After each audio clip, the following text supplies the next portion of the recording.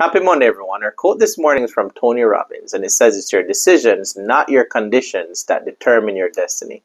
Meaning you have total control, and it's not the circumstances or the conditions that you're in. You have the power to make certain decisions that will ultimately control where you end up. I read an article on the Florida Realtors, and it was speaking about the framework for buyer and seller consultations. Obviously, we know about the NAR lawsuit that's been taking place and how our industry will be changing in a few months. And it just outlined the framework for sellers and buyer consultations and for those appointments.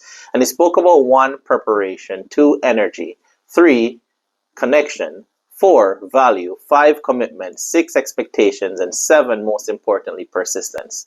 I wanted to briefly touch on each of those topics. And preparation, obviously, you have to be prepared for whether it's a listing presentation or a buyer's presentation. If it's a listing presentation, do a pre-meeting call to see what exactly their situation or their circumstances are, why they're selling, and just find out a little bit about the property. And if it's a buyer consultation, have some sort of a resources package available to your buyers in addition to the package that outlines your scope of services and how you bring value.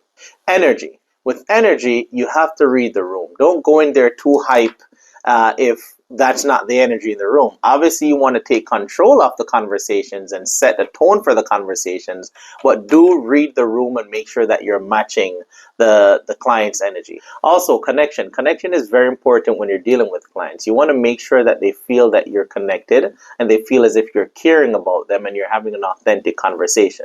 So make sure you ask proper questions. Make sure that you're listening, actively listening, not just listening to respond or to do a sales pitch. You're listening to the concerns that they have. So this way it helps you in forming that bond with them. Value. You want to focus on the value that you're bringing to them.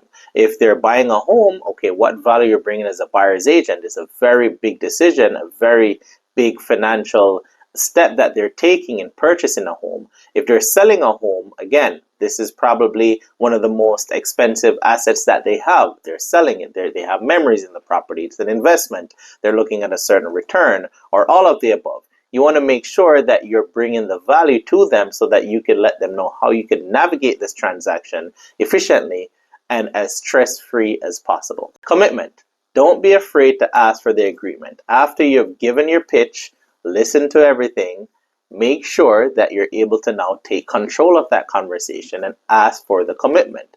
Okay, let's sign that buyer brokerage agreement. Let us sign that listing agreement. And if for any reason you're not able to overcome those obstacles and they do not sign, set a follow-up appointment where you could follow up on getting that agreement signed. Expectations. Set the stage for what's about to come. Remember, don't take it for granted as agents because we know the process. The buyers or the sellers may know the process also. They don't, even if it's their second or third home.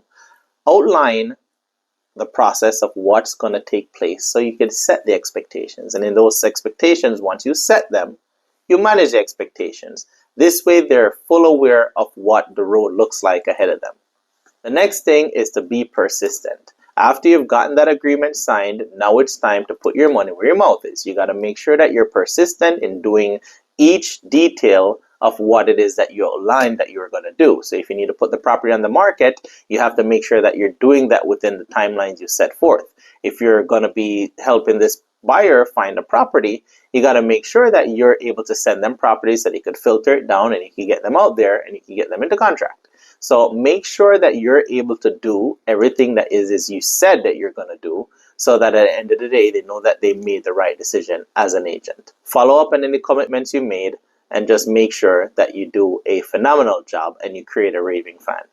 That's it on my end for this week's Real Talk. You guys have a blessed week and I'll see you on the next one.